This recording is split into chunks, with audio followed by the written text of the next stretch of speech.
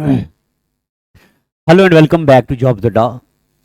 प्यारे बच्चों, पिछले एपिसोड में आखिर में मैंने आपको ये क्वेश्चन करवाया था कि इनमें से नॉन इम्पैक्ट प्रिंटर जो लेजर बीम को यूज करता है तो कौन सा प्रिंटर है? Laser printer.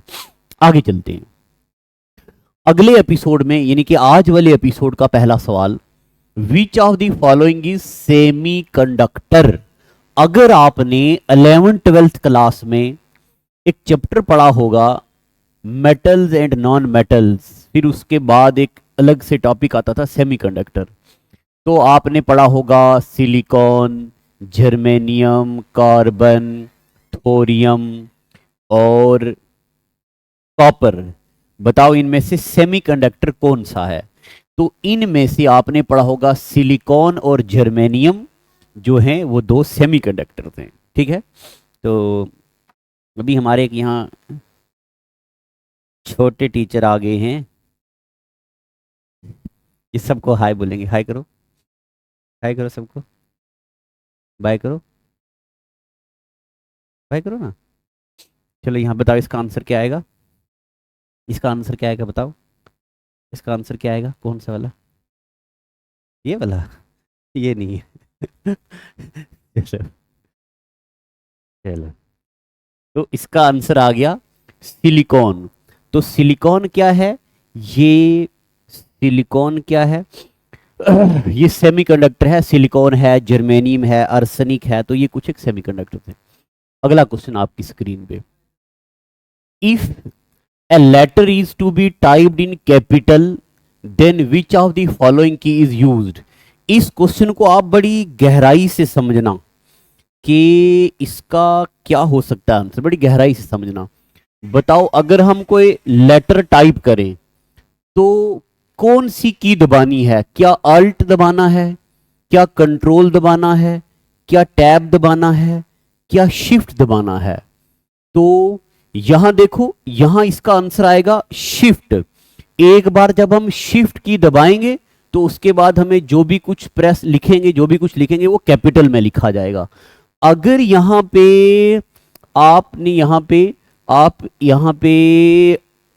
पे अगर कैप्स लॉक भी होता तो देखना, मान लो कैप्स लॉक भी ऑप्शन है, अब क्या आएगा? तो कैप लॉक तब आएगा अगर यहां पे लिखा होगे, अगर हमें केस को चेंज करना हो, अपर से स्मॉल और स्मॉल से अपर, तब आंसर आएगा कैप्स लॉक। मगर यहां पे है if a letter is to be typed capital, एक लेटर, सिंगल लेटर कैपिटल में लिखना हो तब क्या यूज होगा? तो इस क्वेश्चन में इसका आंसर आएगा शिफ्ट। ठीक है जी, पता चल गया। अगला क्वेश्चन है, what is the full form of FDM in context of multiplexing teaching. बताओ जी एफडीएम की फुल फॉर्म क्या है? तो अगर आपने वो मॉड्यूलेशन पढ़ा है, मॉड्यूलेशन, नॉन मॉड्यूलेशन, तो एफडीएम का मतलब होता है, ये दो बार चल रहे क्वेश्चन ना, तो एफडीएम का मतलब होता है फ्रीक्वेंसी डिवीजन मल्टीप्लेक्सिंग। ये मुझे लगता है मैंने आपको पढ़ाया है, फ्रीक्वेंसी डिवीजन मल्टीप्लेक्सिंग। अगला क्वेश्चन चलने देता हूं एक बार, डैश ट्रांसमिट। अच्छा नहीं पढ़ाया। देखो अगला क्वेश्चन, ये क्वेश्चन भी थोड़ा मुश्किल है, पहले सुनिएगा। In dash transmission a communication system group characters into blocks and then adds header and tailors to each block into convert into a frame। बताओ इनमें से कौन सा कम्युनिकेशन ऐसा है जो क्या करता है, डेटा को ब्लॉक में कन्वर्ट करता है? तो मैं आपको बताऊं, हाफ डुप्लेक्स तो एक साइड वन में कम्युनिकेशन होता है, सिंप्लेक्स भी नहीं आएगा, एसिंक्रोनस भी नहीं। तो जो सिंक्रोनस है ये आपने याद रखना है। सिंक्रोनस मोड ट्रांसमिशन में क्या होता है, जो भी आप डेटा भेजते हैं, डेटा को कन्वर्ट करता है किस में? ब्लॉक्स में। एक ब्लॉक डेटा का, ये दूसरा ब्लॉक, ये तीसरा ब्लॉक, ये फिर इसके आगे हेडर और पीछे फुटर लगता है। इन सब को मिला के बोलते हैं फ्रेम्स। क्या बोलते हैं इनको? फ्रेम्स। बस यहां पे आपने ये याद रखना है, सिंक्रोनस मोड डेटा ट्रांसमिशन का वो वाला मोड होता है जिसमें डेटा को डिवाइड किया जाता है। किसमें? डेटा को डिवाइड किया जाता है ब्लॉक्स में। मैं जरा, ये गर्मी लग रही है, आप स्क्रीन पे देखिए, डेटा को डिवाइड किया जाता है किसमें? ब्लॉक्स में। और फिर उन सब ब्लॉक्स को मिला के बोलते हैं फ्रेम्स। तो डेटा कैसे सेंड होता है? फिर फ्रेम से डेटा सेंड होता है। ठीक है जी, तो इसका आंसर आएगा सिंक्रोनस मोड। आगे चलते हैं अगले सवाल पे। विच of the following is non impact printer? इनमें से कौन सा नॉन इंपैक्ट प्रिंटर है? तो आपको पता है डेजी व्हील इंपैक्ट प्रिंटर है, लाइन भी इंपैक्ट है, डॉट मैट्रिक्स भी इंपैक्ट है। इंक जेट प्रिंटर क्या है जी? Non impact printer. अगर आपने प्रिंटर पढ़ा हो, वहां आपने पढ़ा होगा impact printer, non impact printer, drum printer, daisy wheel printer, chain printer, inkjet printer, ये सब आपने वहां पढ़ा है। अगला सवाल थोड़ा मैं जल्दी करने लगा हूं। विच of the following is logical order of system architecture? ये वाला क्वेश्चन भी आपको तभी आएगा अगर आपने कंप्यूटर अच्छे से पढ़ा हो। कंप्यूटर में सबसे पहले तो हार्डवेयर आना चाहिए, ये बात बिल्कुल सही है, मगर हार्डवेयर के बाद मैं क्वेश्चन को समझा देता हूं। ये बोलता है बताओ जी, कंप्यूटर के साथ जब यूजर इंटरेक्ट करेगा तो कौन सा तरीका सक्सेसफुल तरीका है? सबसे पहले तो हार्डवेयर आना चाहिए, बात सही है, मगर हार्डवेयर के बाद एप्लीकेशन सॉफ्टवेयर का रोल नहीं है जब तक सिस्टम सॉफ्टवेयर ना आए। तो ये हो गया जी गलत। चलो जी, हार्डवेयर तो ठीक है, मगर हार्डवेयर के बाद यूजर क्या करेगा अगर सिस्टम सॉफ्टवेयर ही नहीं है? तो ये भी हो गया जी गलत। हार्डवेयर तो ठीक है, फिर उसके बाद सिस्टम सॉफ्टवेयर होना चाहिए जो सिस्टम को ऑपरेट करवाए, बिल्कुल सही है। फिर सिस्टम के बाद एप्लीकेशन सॉफ्टवेयर होना चाहिए, तो बिल्कुल सही है। फिर उसके बाद यूजर आना चाहिए, तो इसका आंसर ये आ गया, सी पार्ट इसका आंसर है। ठीक है जी। इसी तरह का एक और क्वेश्चन पूछा जाता है। आई से होता है इनपुट, पी से प्रोसेसिंग, एस ओ से आउटपुट और एस से स्टोरेज। IPOS पेपर में ये भी आया एक दो बार, इनको सीक्वेंस में लिखो। तो सबसे पहले इनपुट होना चाहिए, फिर इनपुट को प्रोसेस होगा, फिर आउटपुट होगा और स्टोरेज होगा कहीं ना कहीं। ठीक है, याद रखो। अगला सवाल आपकी स्क्रीन पे, विच of the following is system software? इनमें से कौन सा सिस्टम सॉफ्टवेयर है? तो पहले ऑप्शन लाते हैं आपके सामने। देखो जी, डेटाबेस कोई सिस्टम सॉफ्टवेयर नहीं है। वर्ड प्रोसेसिंग ये सिस्टम सॉफ्टवेयर नहीं है, ये तो यूज एप्लीकेशन सॉफ्टवेयर है। स्प्रेडशीट सिस्टम सॉफ्टवेयर नहीं है। ऑपरेटिंग सिस्टम क्या है? System software. अगर आपने कंप्यूटर का सॉफ्टवेयर अच्छे से पढ़ा है तो वहां आपने पढ़ा है system software, application software, utilities, 3 किस्म के सॉफ्टवेयर होते हैं, वहां आपने ये पढ़ा है। आगे चलते हैं, अगला सवाल। Dash links several object module and libraries to single executable program. ये क्वेश्चन डिफिकल्ट है, ऑप्शन आने दो, मैं इसको आपको समझाता हूं। आपके सामने ऑप्शन आ गए हैं। तो देखो, मैं आपको कुछ बताता हूं। आपने ऑपरेटिंग सिस्टम पढ़ा है, अच्छे से पढ़ा है कि नहीं पढ़ा है? ऑपरेटिंग सिस्टम बहुत हैवी होता है ना, हैवी। अब आप मुझे बताएंगे कि ऑपरेटिंग सिस्टम हार्डवेयर में सेव होता है या रैम में सेव होता है? बताओ जी। अगर आप बोल रहे हैं कि मास्टर जी ये हार्डवेयर में सेव होता है, तो बिल्कुल सही बात आपने बोली है, ये हार्डवेयर में सेव होता है, मगर यूज तो रैम से होगा ना प्रोसेसर में जाने के लिए। इसलिए ऑपरेटिंग सिस्टम में एक फाइल बनाई जाती है, इस फाइल को बोलते हैं लिंकर। क्या बोलते हैं इस फाइल को? लिंकर।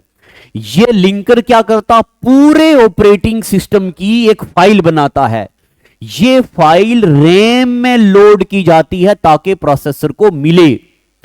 तो अगर हम पूरे बड़े ऑपरेटिंग सिस्टम को एक फाइल में सिमट कर दें, उसको बोलते हैं लिंकर। लिंक सेवरल ऑब्जेक्ट या module and libraries to a single executable program. इस सिंगल एग्जीक्यूटेबल प्रोग्राम को बोलते हैं लिंकर। क्या बोलते हैं? लिंकर। तो इस क्वेश्चन में आंसर क्या आएगा जी? लिंकर आगे। ठीक है कि नहीं? पता चला कि नहीं? एक बार बोल दो हाँ मास्टर जी पता चल गया।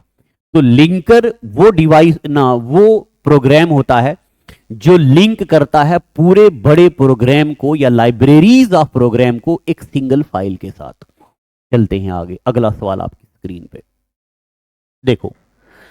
Dash is collection of people, procedure, software, database end devices that supports problem specific decision making. ये एक टॉपिक होता है सॉफ्टवेयर डेवलपमेंट।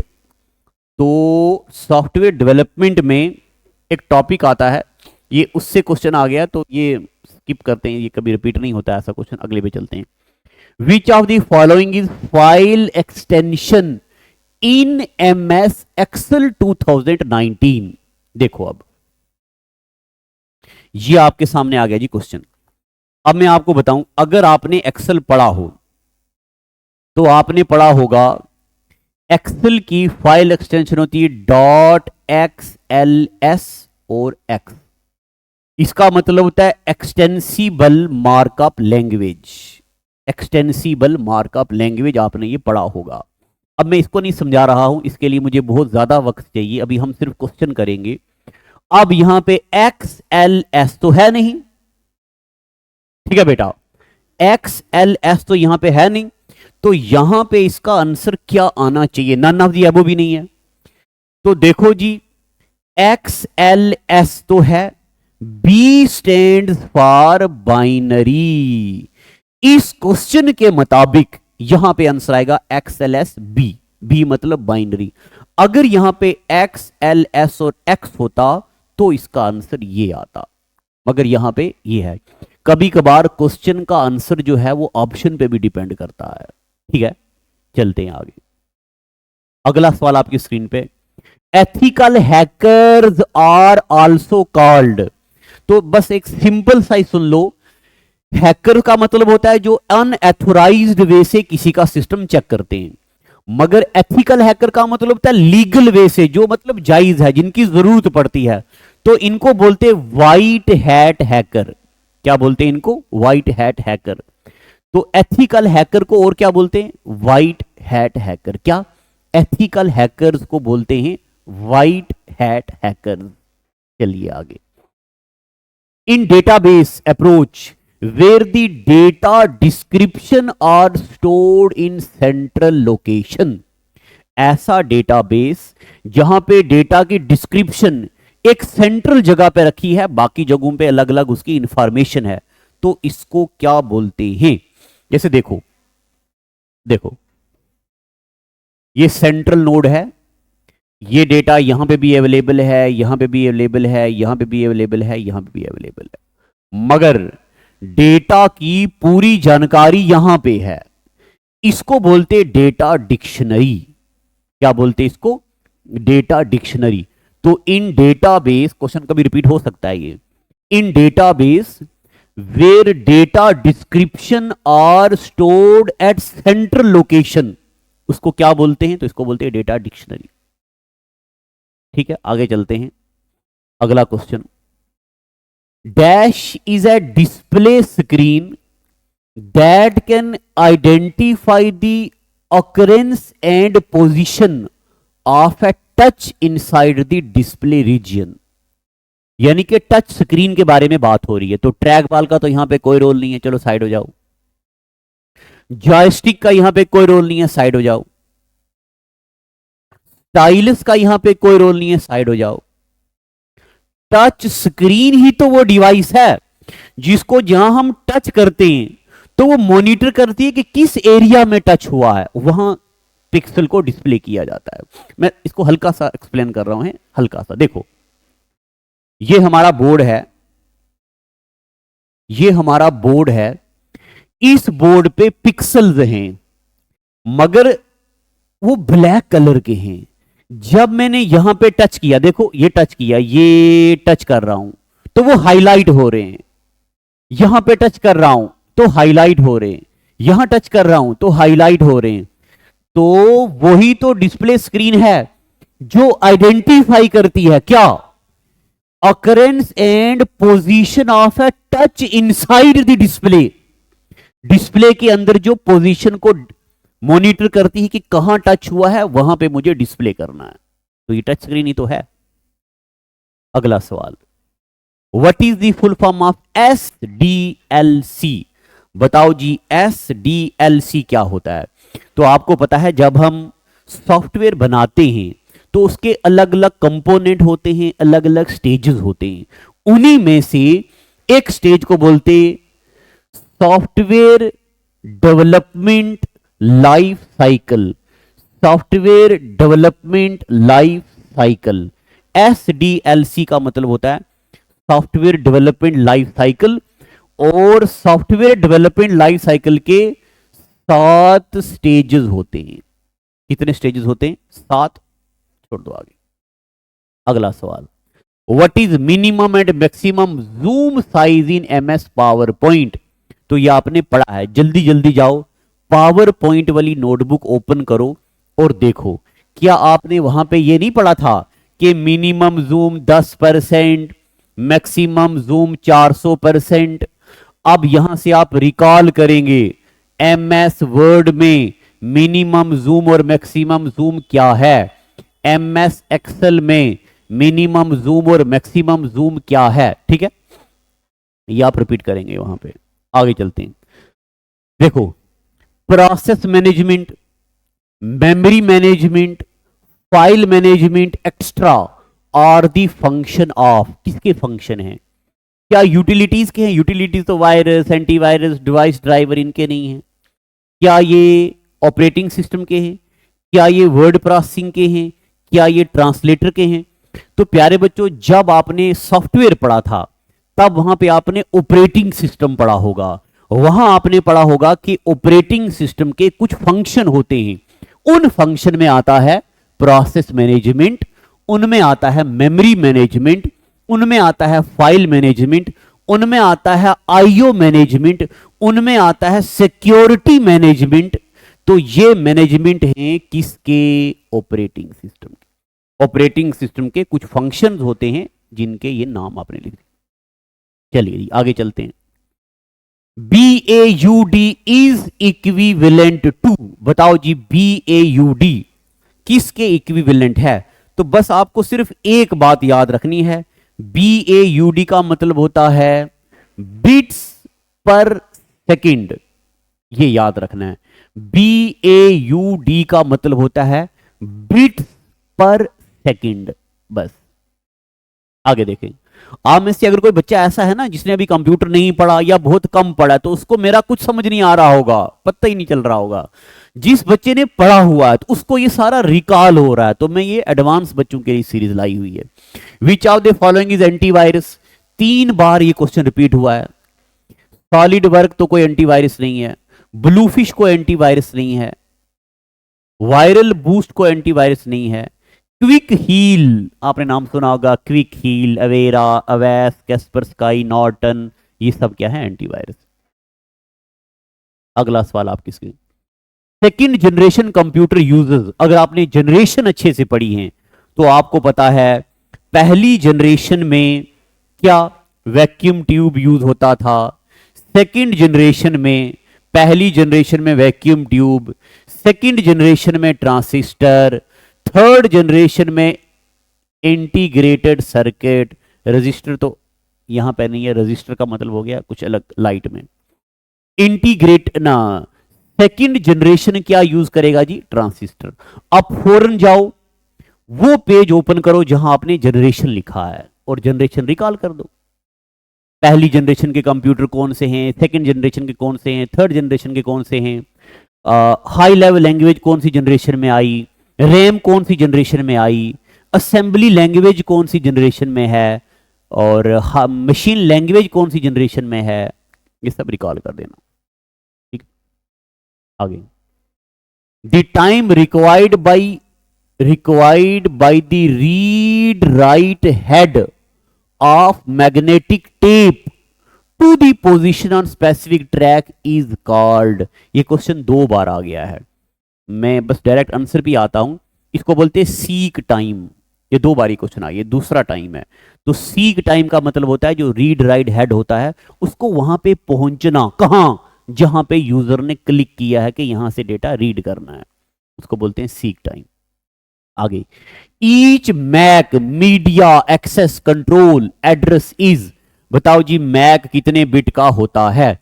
तो देखो कंप्यूटर के 2 एड्रेस होते हैं, एक होता है आईपी एड्रेस, एक होता है मैक एड्रेस।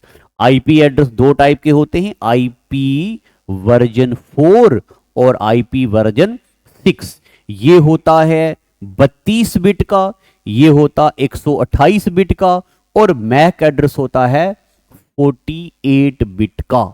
मैक एड्रेस कितने बिट का होता है? 48 बिट का। तो इसमें आंसर क्या आएगा जी? 48। आपने आईपी एड्रेस पढ़ा है, मैक एड्रेस पढ़ा है, पढ़ा कि नहीं पढ़ा है? चलो अगला क्वेश्चन आपकी स्क्रीन पे आ गया जी 5 रुपए के लिए। देखो what is full form of GUI? तो जब आपने कंप्यूटर में हार्डवेयर पढ़ा होगा तब आपने पढ़ा होगा, एक होता ग्राफिकल यूजर इंटरफेस, एक होता कमांड लाइन इंटरफेस, कुछ होती pointing device. Command line interface मतलब कीबोर्ड, ग्राफिकल यूजर इंटरफेस मतलब जहां पे माउस काम करता है, और ये मैंने पता नहीं क्या लिखा, हाँ पॉइंटिंग डिवाइस। देखो मुझे खुद ही भूल गया। पॉइंटिंग डिवाइस मतलब माउस, स्टाइलस, लाइट पेन, ये हो गए पॉइंटिंग डिवाइस। तो जीयूआई का मतलब होता है graphical user interface. Direct option पे टिक कर दिया। आगे चलते हैं। In MS power point 2019 which of the following shortcut key is use to open font dialog box? बताओ जी डायलॉग बॉक्स को ओपन करने के लिए, वो भी कहां, पावर पॉइंट 2019 में क्या होता है? तो पहले आप इसका गेस करो क्योंकि ऐसे क्वेश्चन याद करने जरा टफ होते हैं। बताओ कंट्रोल टी से फॉन्ट डायलॉग बॉक्स होता है, ठीक है, कंट्रोल टी से। इसके लिए डी भी होता है, डी। आगे चलते हैं। Dash is amount of work that a system is able to do per unit time. अब मैं आपको यहां पे बताता हूं, सुनना। जब कोई भी सिस्टम 1 सेकंड में कितना आउटपुट वर्क देता है, इस आउटपुट को बोलते हैं थ्रूपुट। सीक टाइम तो आपको पता चल गया। सीक टाइम का मतलब होता है जब रीड राइट हेड वहां पे पहुंचता है जहां हमें डेटा को रीड करना होता है, उसको बोलते हैं सीक टाइम। तो ये यहां पे आंसर नहीं आएगा। लेटेंसी टाइम का मतलब होता है मतलब मैं बोल रहा हूं और आपके बीच सुनने में कितना डिफरेंस आ रहा है। डेटा टाइम नहीं, तो इसको बोलते हैं थ्रूपुट। बस ये आप अपनी कॉपी पे नोट कर देना कि क्या, कि amount of work that a system is able to do per unit time is known as throughput, या आउटपुट नहीं, यहां पे आंसर आएगा इसका थ्रूपुट। आगे देखो, which register is use to accumulate result and data to be operated upon? ये question बहुत अच्छे से उस बच्चे को आता होगा जिस बच्चे ने क्या पढ़ा होगा, जिस बच्चे ने कंप्यूटर में एमएससी आईटी वगैरह किया होगा। तो आपको पता है, देखो सुनो, मान लो मैंने लिखा 3 + 4, आंसर क्या आएगा? 7। तो ये जो रिजल्ट होता है ना, ये रिजल्ट ये सेव करते हैं एक्यूमुलेटर रजिस्टर में। कहां? एक्यूमुलेटर रजिस्टर में। Which register is use to accumulate result and data to be operated upon?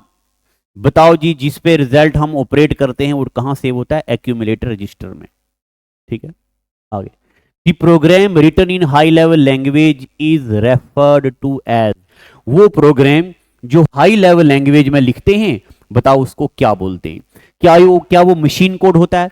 नहीं, मशीन कोड तो 0 और 1 में होता है। क्या वो बाइनरी में होता है? नहीं, बाइनरी का मतलब भी तो यही है। क्या वो असेंबली कोड होता है? नहीं, असेंबली कोड तो सिंबल्स में यूज होता है। तो program written in high level language is known as source code. यह आपने पता कहां पढ़ा था? जब आपने असेंबलर, कंपाइलर, इंटरप्रेटर पढ़ा था, वहां आपने ये पढ़ा है। आगे चलते। In a dash media the data as are sent along a specific path through a wire या केबल। ये क्वेश्चन भी 2 बार रिपीट हो चुका है। जब डेटा को केबल से या वायर से भेजते हैं उसको बोलते हैं गाइडेड मीडिया। क्या बोलते हैं? Guided media. तो इसका आंसर क्या होगा जी? Guided media. पता चल गया आपको? अगला episode. Dash is a device or a circuit that can change, usually increase the amplitude of analog signal। अगर आपने नेटवर्किंग डिवाइसेस पढ़ी हूं, आपने पढ़ा होगा amplifier, repeater, modem, switch, hub. अगर आपने ये पढ़ा है तो वहां आपने पढ़ा होगा डेटा की फ्रीक्वेंट या डेटा के एम्पलीट्यूड को इंक्रीज करने के लिए क्या यूज होता है? एम्पलीफायर। रिपीटर नहीं, मॉडिफायर नहीं, सैंपलर नहीं, क्या यूज होता है? एम्पलीफायर। एम्पलीफायर का मतलब भी होता है कि डेटा की एम्पलीट्यूड को बढ़ाना। जैसे देखो, थोड़ा सा साइंस को टच करते हैं। देखो, एक वेव ये है, एक वेव ये है, और एक वेव ये है, ठीक है। इन तीनों वेव्स का मैं मीन पोजीशन बना दिया। यहां पे देखो, यहां पे देखो, ये कलर, यहां पे देखो ये वाली हाइट कम है, यहां पे देखो ये हाइट ज्यादा है, यहां पे देखो ये हाइट और ज्यादा है। इसी हाइट को बोलते हैं एम्पलीट्यूड। क्या बोलते हैं इस हाइट को? एम्पलीट्यूड। और एम्पलीट्यूड जितना ज्यादा होगा इतनी साउंड लाउडर होगी। साउंड क्या होगी? लाउडर। तो आप अपने कॉपी पे एक नोट लिख दो, loudness of sound depends upon amplitude of sound. ये कि एसएसबी पूछता है। लाउडनेस ऑफ, कंप्यूटर में नहीं पूछेगा, साइंस में पूछेगा। Loudness of sound depends upon amplitude. और पिच किस पे डिपेंड करती है? फ्रीक्वेंसी पे। लेडीज की आवाज की पिच ज्यादा होती है क्योंकि उनकी फ्रीक्वेंसी ज्यादा होती है।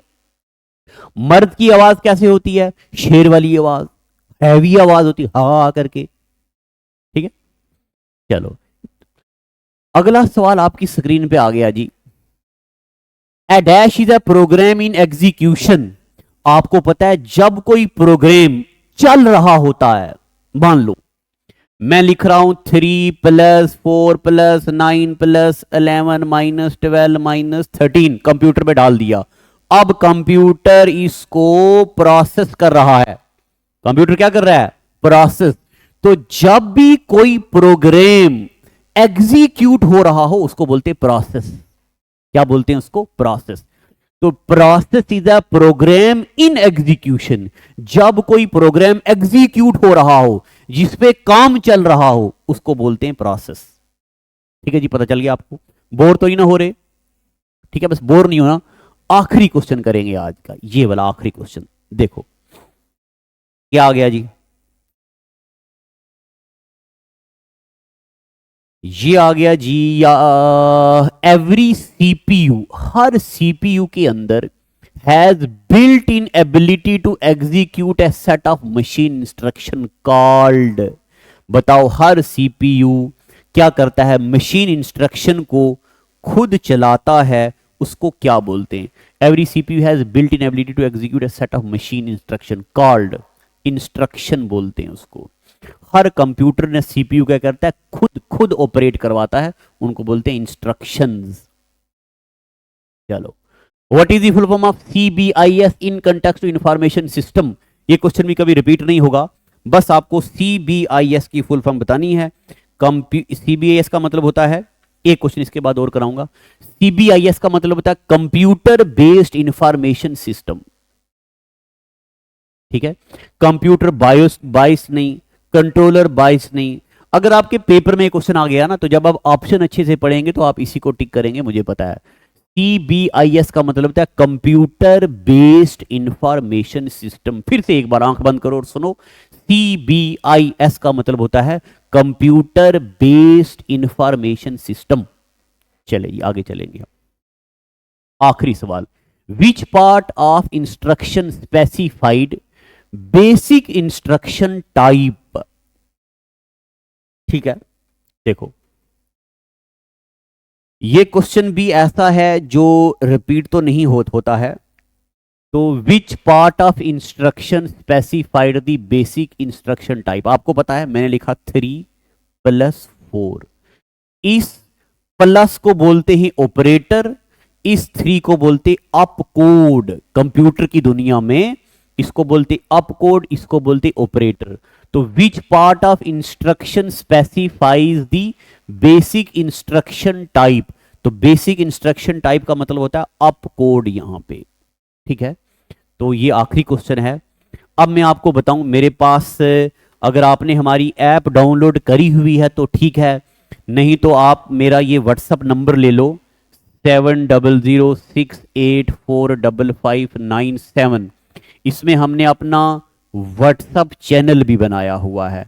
जितने भी मैंने आज तक ये MCQs करवाए हैं, इन सब की मेरे पास एक फाइल है। ये देखो, ये मेरे पास फाइल बनी है। ये फाइल और आज तक जितने भी J&K GK में क्वेश्चन पूछेंगे उनकी भी एक फाइल बनी हुई है। तो मैंने टेलीग्राम पे भी डाला हुआ है। टेलीग्राम है तो वहां पे मेरे चैनल का नाम है, टेलीग्राम पे मेरे चैनल का नाम है स्टडी विद आशिक लोन। या तो वहां से PDF ले लो या यहां से ले लो। अगर ना ये है ना ये है तो हमारी ऐप इंस्टॉल कर दो। उसके लिए भी आप हमें व्हाट्सअप कर दो, हम आपको लिंक भेजेंगे, टीम आपको लिंक भेजेगी। हर जगह पे मैंने MCQs डाले हैं, टेस्ट डाले हैं, ये प्रीवियस ईयर क्वेश्चंस हैं। इसके अलावा मैं एक एवरग्रीन टॉपिक पे वीडियोस लाने वाला हूं, वो भी आप जरूर पढ़ना। ठीक है, आज का एपिसोड इतना ही, ज्यादा लंबा हो जाएगा। Thank you, God bless.